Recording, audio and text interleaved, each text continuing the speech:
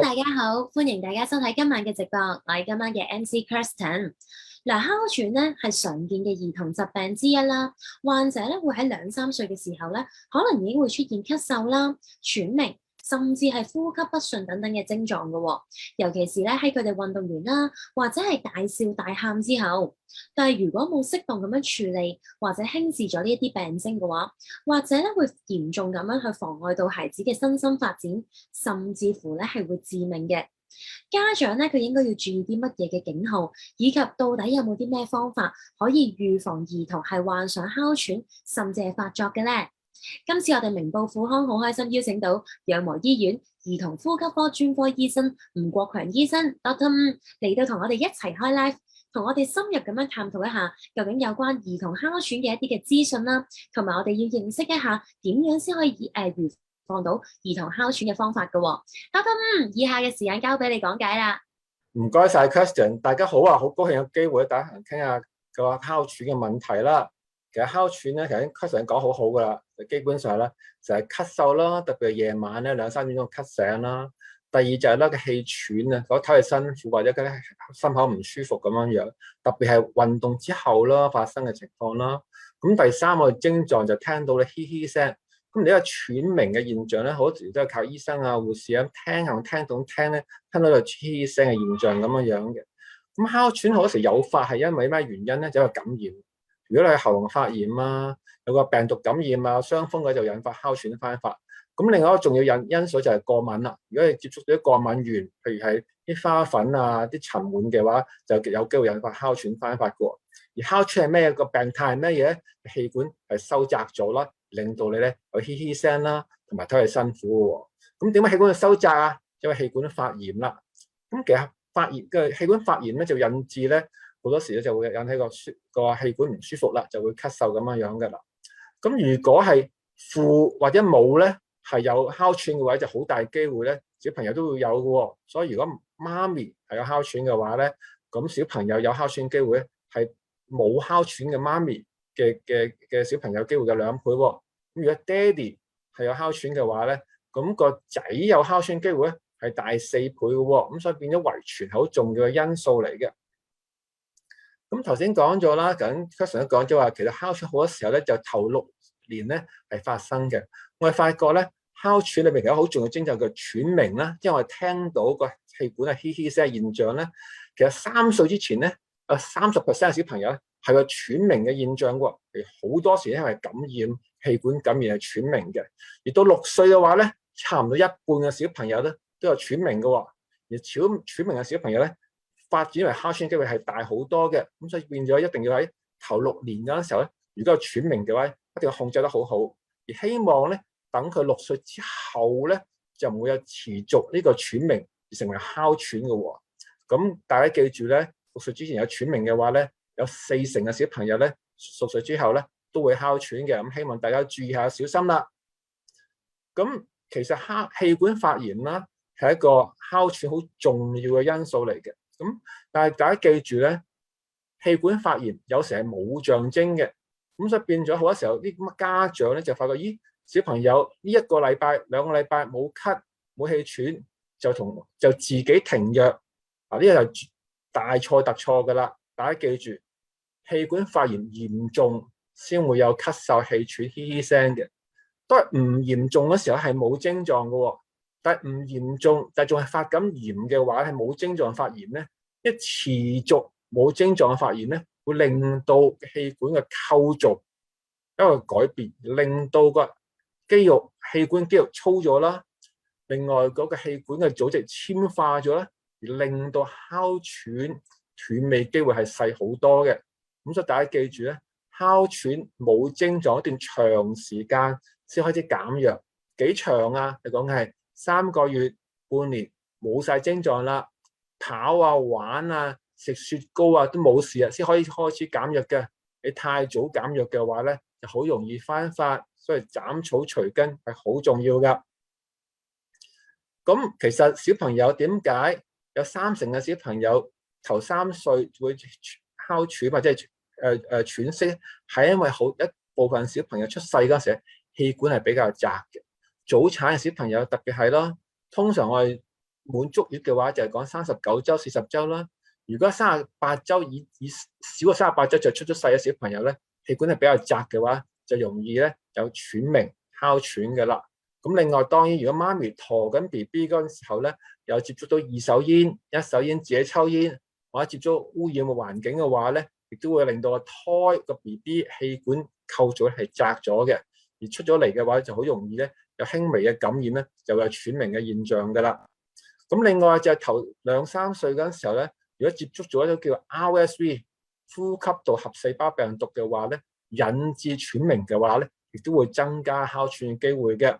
咁大家記住啦，哮喘控制得好嘅話咧，就容易斷尾啦；控制得唔好嘅話就難嘅。所以大家記住咧，頭幾年哮喘控制得好嘅話，增加斷尾機會，一世都會受益嘅。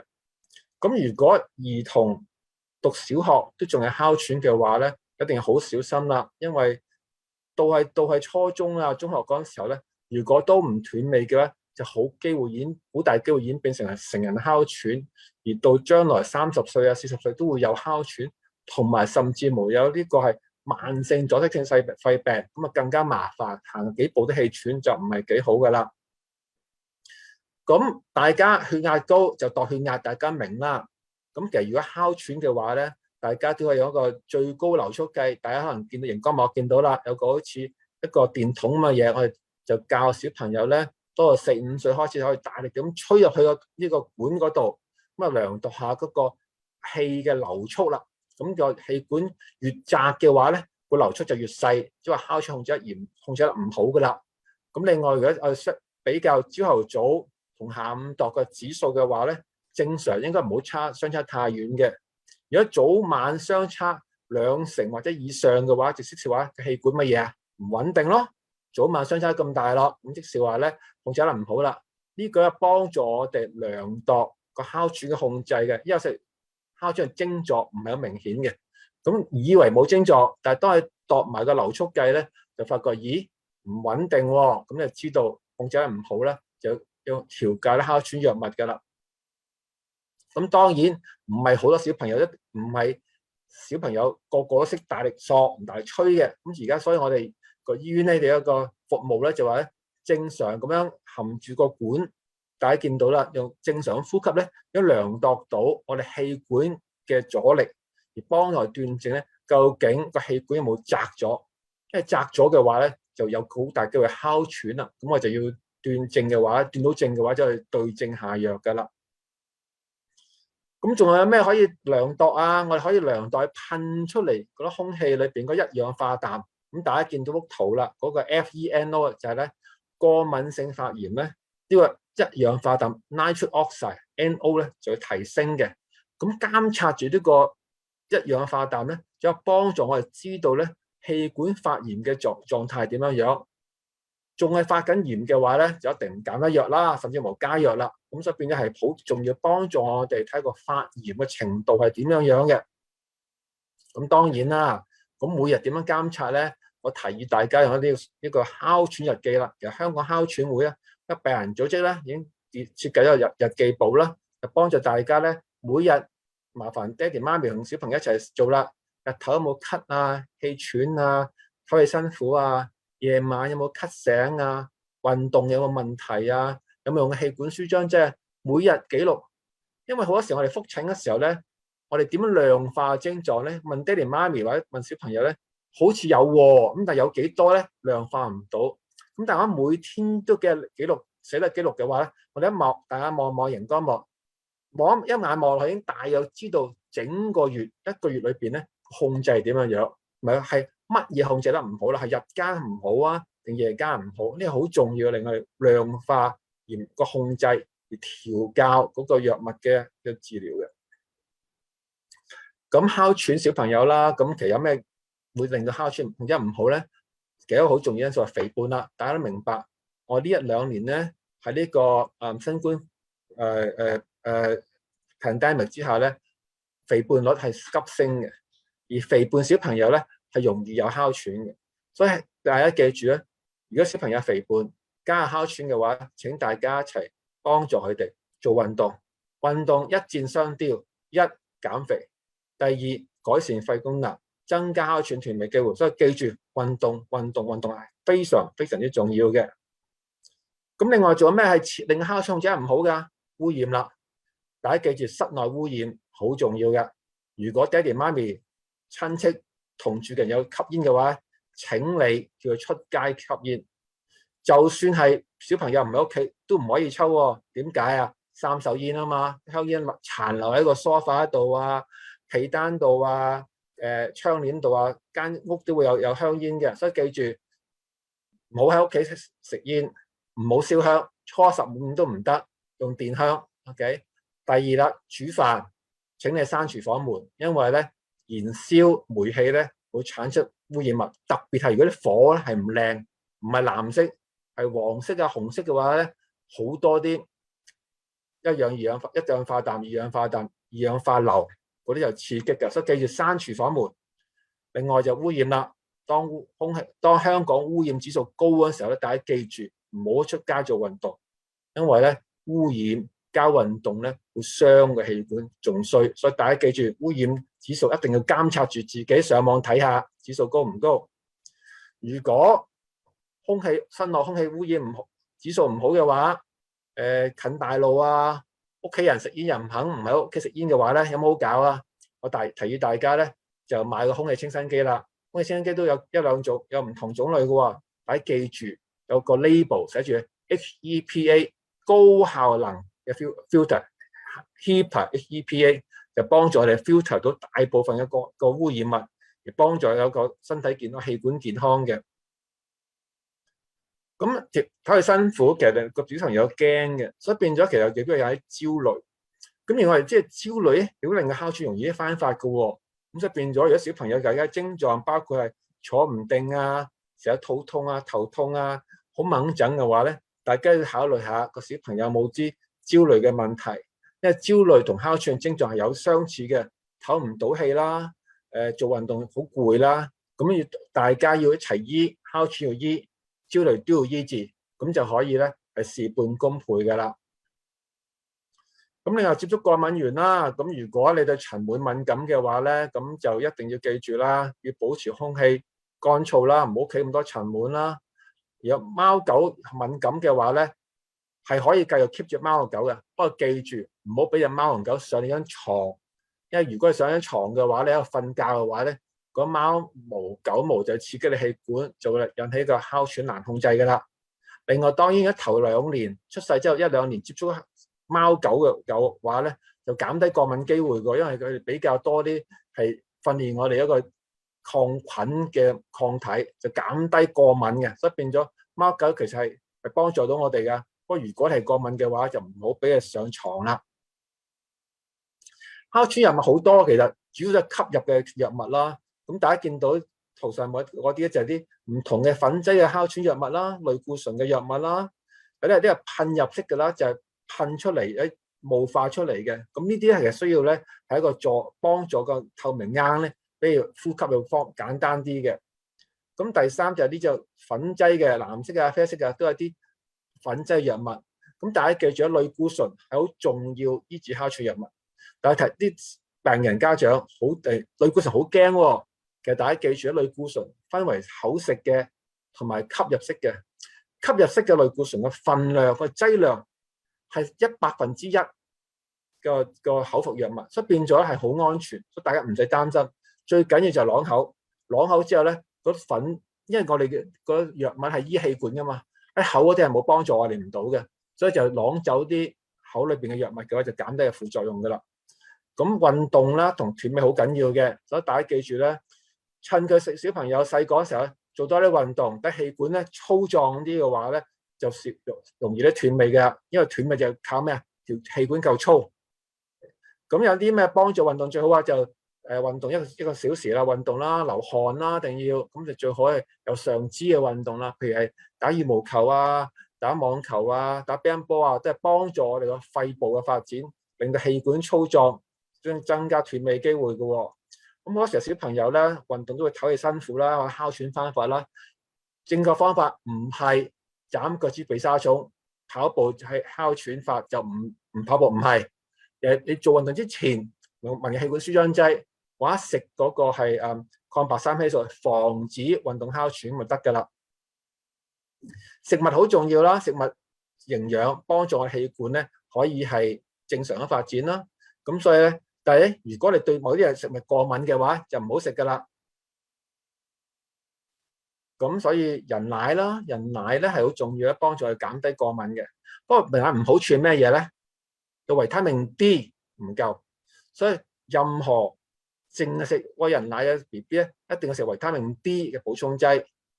咁另外，香港70%嘅小朋友都係缺乏維他命嘅喎 D 嘅喎，所以大家記住啦，曬太陽，每日曬10零分鐘，或者一個禮拜咧食3-4餐深海魚就有足夠維他命 D 嘅啦。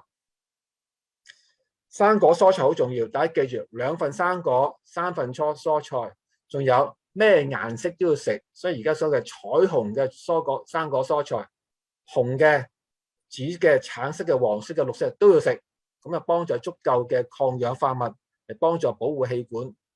魚係每日一個禮拜要食3-4餐魚啦，或者深海魚又好豐富嘅 Omega 3、Omega 3，咁啊幫助我哋嘅氣管穩定嘅。咁如果一個禮拜食3-4餐，每餐食3-4塊麻雀牌咁上下 size 就夠㗎啦。咁鹽係令氣管唔穩定，所以記住大家咧健康生活點啊？唔好用餐桌鹽啦，唔好點豉油啦。咁因為咧鹽咧會令到氣管咧係唔穩定嘅。食物敏感好常見啦，最常見就係牛奶啦、雞蛋啦、麥啦、黃豆啦。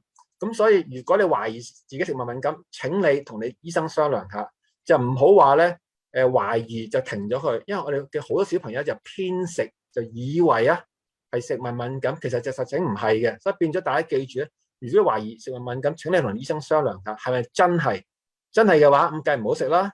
如果唔係嘅話咧，係假嘅話咧，應該係正常嘅食物㗎啦。因為希望大家明白啦，哮喘咧係有機會咧小朋友死亡嘅。咁所以一定要減低哮喘嘅方法。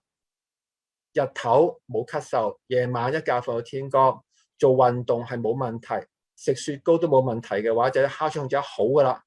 如果乜都唔做得，先冇咳冇條氣唔順嘅話，就好容易咧一污染嚴重咧，就夜晚嚴重咁哮喘，跟住有機會死亡。希望大家哮喘係好多藥物醫治，唔係一個好難醫嘅病，最緊要同醫生合作，大家一齊共同目標醫好個小朋友。多謝大家。唔該晒 Dr. 同我哋嘅講解啦，都話咗俾我聽好多嘅資訊啊！咁相信咧，大家而家對於兒童哮喘呢個疾病咧，而家有更加多嘅認識啦。咁亦都有好多嘅讀者同埋現場觀眾啦，都好想問 Dr. 問題嘅。咁我哋喺 live 之前咧，已經收集咗一啲嘅問題啦。如果有現場觀眾咧，而家咧都想發問嘅話咧，歡迎喺我哋嘅 Facebook Live 嗰度留言。咁一陣間稍後嘅時間咧，亦都我會代大家向 Dr. 發問嘅啦。首先咧就想問下啦，Dr. 媽，你頭先講咗兒童哮喘有好多個嘅病徵啦，同埋其實父母咧觀察小朋友嘅時候咧，你覺得咧佢哋要特別留意邊幾點咧？我諗最重要最簡單就咳嗽啦。正常人會唔會咳係會嘅，通常一日裏邊咧係講緊係正常咳係一定日頭發生嘅，夜晚咳嗽係已經係唔正常噶。第一點，第二點係次數啦。通常正常小朋友咧，一日係一個鐘頭咧咳1至2下啫。如果一個鐘頭咳多2-3下以上咧，就有機會係唔正常噶啦。同埋另外長咳啦，連續咳10下我哋叫長咳啦。通常正常嘅人咧，一日裏邊係1-2次長嘅咳嘅啫。咁所以如果嘅咳嗽係比較係經常咁咳嗽，夜晚咳嗽嘅話咧，就多數都係唔正常噶。第二個症狀就係咩？就係嘻嘻聲啦。你睇個醫生發覺有嘻嘻聲嘅現象喎，所謂嘅喘鳴咧，呢個好重要哮喘嘅症狀啦。第三就唞氣辛苦啦。你見到小朋友玩完之後咧，對比同齡嘅小朋友咧，係比較容易氣喘啊咁樣樣。不過重要就係個小朋友唔識話俾氣喘喎，佢通常話咩咧？就係話佢攰啊。咁所以如果小朋友跑下就有個攰嘅話，就話咦，係咪氣管有問題啊？就唔係腳軟喎，可能真係氣管問題喎。所以嗱，如果經常運動都係差過人嘅話，成日話攰嘅話，就留意係咪哮喘嘅症狀。嗯，而多多問埋你頭先話咧，夜晚瞓覺咧有咳係唔正常啦。咁但係咧，想問下，其實佢嗰個 frequency 可能要去到幾高，即係個家長先要留意嗰個警號咧。即係可能我當啊小朋友一個禮拜可能連續咗3日係夜晚有少少咳嘅，咁因為都可能會係感冒啊，或者會唔會凍親啊咁樣啦。係咁佢可能要留意係咪即係可能啊當一個星期連續一個星期都係咁，有冇一個咁樣嘅指標㗎？有嘅。如果係夜晚裏邊咧，平均4個禮拜裏邊咧，每個禮拜都有一晚度咧係有咳醒嘅話咧，就係症狀嚟㗎啦。咁特別係咧，咳嗽其實夜晚咳嗽分兩種，一種就係你瞓落床就咳，瞓落床咳嗰啲咧就多數係鼻水倒流，就係鼻敏感引起嘅。瞓落床之後隔1個鐘頭先咳嘅話，就多數係慢性鼻竇炎急性鼻竇炎，就令到咧佢咧鼻涕倒流，就咳自己咳。哮喘咳係咩？就係3、4點鐘2、3鐘就咳醒，嗰就係哮喘嘅咳。哦，原來要睇埋時間係啊，嘅。係啊。唔該晒多芬 mon，多謝你啱啱嘅講解啊，令到大家再清晰啲啦。我哋有唔同嘅時間，咁我想問下啦，其實我哋點樣先可以即係好肯定啦？即係我假設父母好用心去觀察啦、mark 晒啊嗰啲日記啊，咁佢有冇一個方法可以令到佢咧可以好肯定個小朋友係唔係真係呢隻病咧？其實總之就佢咳得緊要嗰時候，就睇醫生啦。因為病緊嗰時候睇醫生咧係容易斷症嘅。我哋喺臨床觀察咧，係檢查咧，多數7、8成都估到係哮喘㗎。咁跟住證明點證實咧？又係做肺功能測試啦，即係氣管有冇收窄到啦，同埋做過敏嘅測試，睇下過敏嘅小朋友。因為有時候驗血咧，知道過敏嘅話，就可以斷到症係過敏性嘅哮喘咯。明白。所以父母咧記住啦，留意咗小朋友有關嘅病徵啦，做晒記錄之後咧，其實最緊要就係當佢有病徵發作嘅時候，揾醫生做一啲更加詳細同埋一啲嘅精準啲嘅檢查，咁就可以咧好 confirm 係咪有嗰隻病，而唔使自己喺度估估下弊啦，點算好咧咁樣。咁另外啦，嗱，醫生頭先亦都喺嗰個講解過程有講過啦，其實哮喘咧係能夠斷到尾噶嘛。係啊，係啊，即係大家都係能夠完全做翻運動啊嗰啲。咁但係如果我真係倘若即係非常之不幸地真係唔小心患上咗個兒童哮喘啦，咁喺日常生活中，我哋可能初期我哋要避免啲乜嘢咧？第一唔準食煙，係咁二手煙係咩啊3手煙、2手煙，阿爸阿媽、阿公？OK，全部要出街食。啊，明白，喺屋企食煙咧，我哋好難搞啊！3手煙啊，一定要出街食。當然仲有戒煙啦。第二唔好燒香，初15燒香都唔得，因為香會殘我屋企嘅。第三唔好俾，如果有貓狗嘅話咧，就唔好俾寵物上床。哦，即係唔上床就得㗎啦，喺屋企都 OK 嘅。OK 嘅，係啊。啊，第4咧，毛公仔唔好擺喺床上邊，冇咁多毛公仔，係啦。係。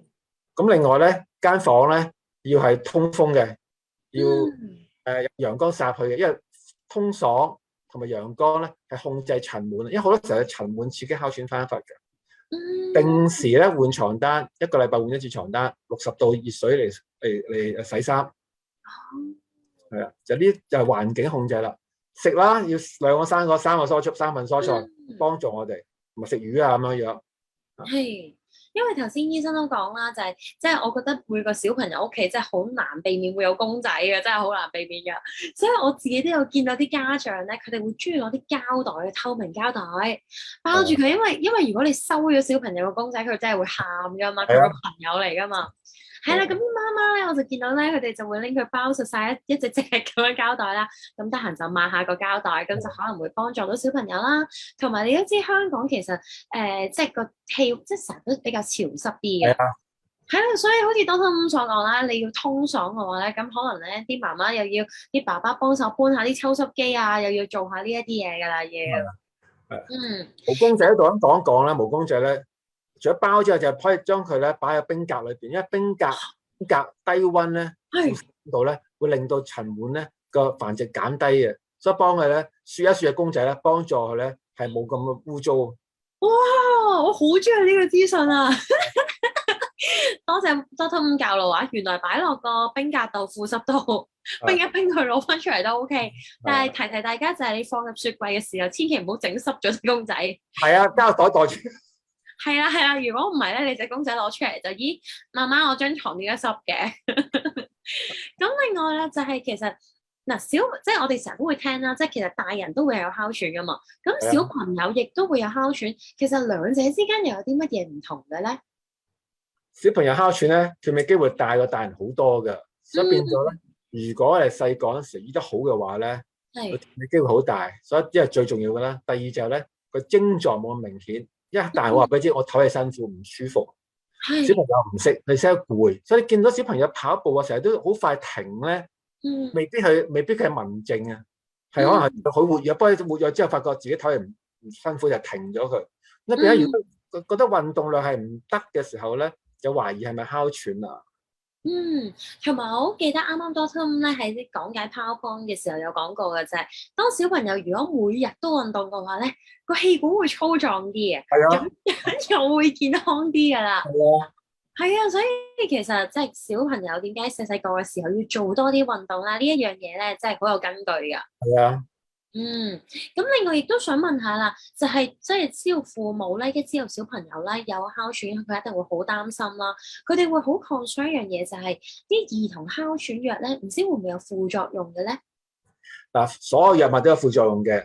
兒童哮喘藥物咧係好安全，佢哋我哋話類固醇啦、抗白三烯素啦，同埋長效氣管舒張劑咧，啲全部都有好多年嘅經驗咧，做好多嘅實證咧，話俾我知呢個安全有效嘅藥物嚟嘅，所以大家唔使擔心，只要喺同醫生合作監察住個進展嘅話咧，係絕對安全嘅藥物嚟嘅。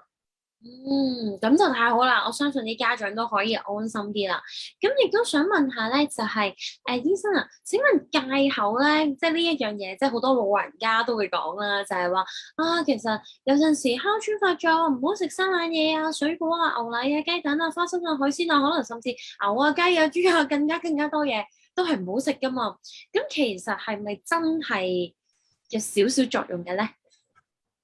戒口係重要嘅，如果嚇個小朋友對呢樣嘢敏感，就一定要戒口啦。譬如如果對花生哮喘翻發，食咗雞蛋哮喘翻發嘅話，就一定要戒口。所以但係點樣斷症好緊要，所以一定要咧，我懷疑食物刺激哮喘翻發咧，我哋做個測試，睇下食咗藥食物之後咧，會唔會哮喘咧會翻發24小時之後翻發。如果有嘅話咧，我哋就多數話係食物引哮喘，引起哮喘翻就停食物。OK， 但係喺我嘅經驗裏邊咧，大部分嘅小朋友咧都係好少咧，係因為咁多食物咧都唔食得嘅，通常都係1、2樣嘅啫。所以變咗大家記住咧，戒口係要戒。如果你證實咗係對某樣嘢敏感，如果係唔係嘅話咧，就乜都係食得嘅。我希望正常生活啊嘛，健康，因為哮喘好嘅啫，係咪啊？可以做運動跑步冇問題，食雪糕冇問題，因為溫度刺激氣管收縮係一個過度反應嚟。如果你哮喘穩定嘅話咧，你唔會有過度反應啊嘛。咁所以變咗我哋目標係等一個小朋友正常嘅生活、正常嘅運動、正常嘅雪糕啊嗰啲嘢、正常嘅睡眠。好重要。唔該晒 Doctor Moon 同我哋嘅講解啦。最重要一樣嘢就係原來真係有哮喘，唔使驚嘅話，乜嘢嘢都唔食得，甚至係過度戒口，因為咁樣咧都會好影響一個小朋友嘅心情啦，甚至咧亦都會令到家長嘅壓力會好大啊！你諗下咁多嘢唔食得，有陣時唔小心食漏咗少少，佢哋又會可能心裏面會覺得好內疚啊，或者係造成自己一個好唔舒服嘅狀態，咁樣咧亦都唔係話對於件事有一個好嘅發展嘅。所以今日咧再一次咧多謝 Doctor 同我哋講解，令我哋咧更加了解呢一個兒童哮喘嘅病症，亦都喺度祝願咧各位咧就係大家要做多啲運動，食多啲水果，食多啲嘅深海魚，令到大家個個都健健康康，唔會有呢一個毛病發生。但係當如果有少少症狀嘅時候，亦都記住要去睇醫生啦。喺度再一次多謝大家，亦都歡迎大家咧可以重溫翻我哋今日嘅 live，喺度要同大家講拜拜，拜拜，拜拜。